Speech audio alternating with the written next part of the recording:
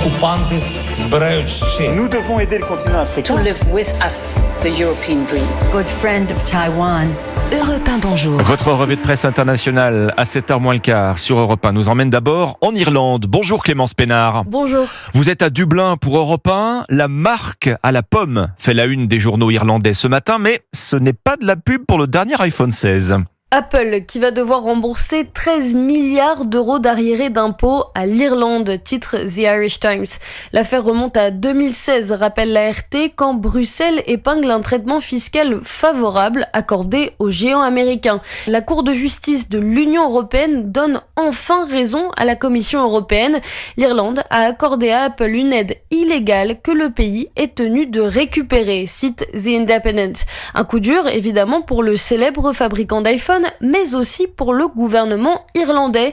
Certains craignent en effet que la réputation de l'Irlande en tant que paradis fiscal pour les multinationales étrangères, en raison de son faible taux d'imposition sur les sociétés, soit ébranlée. Partons maintenant en Espagne avec vous, Nico Salvado, correspondant d'Europe 1 sur place. Le taux de chômage atteint des records en Espagne, c'est la une de tous les journaux chez vous.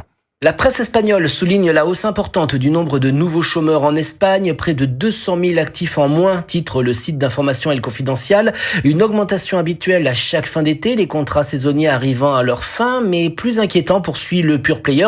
Cette hausse concerne aussi les secteurs de la construction et de l'industrie. Ce sont les pires chiffres depuis la pandémie, souligne pour sa part le quotidien économique Expansión.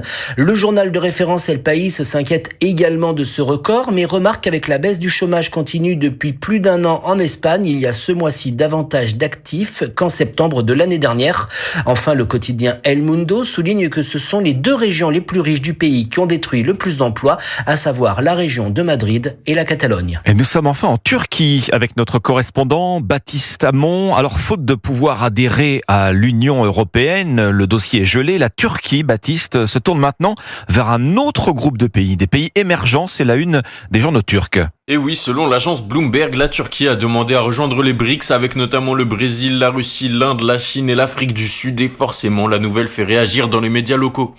Pour le journal Sabah, cela montre que sous Erdogan, la Turquie est devenue soucieuse de ses propres intérêts, que le pays ne se laisse plus dicter sa politique internationale par les États-Unis ou l'Allemagne, comme pendant la guerre froide. Dans un article, l'économie souligne la puissance des BRICS, qui représentent 45% de la population mondiale.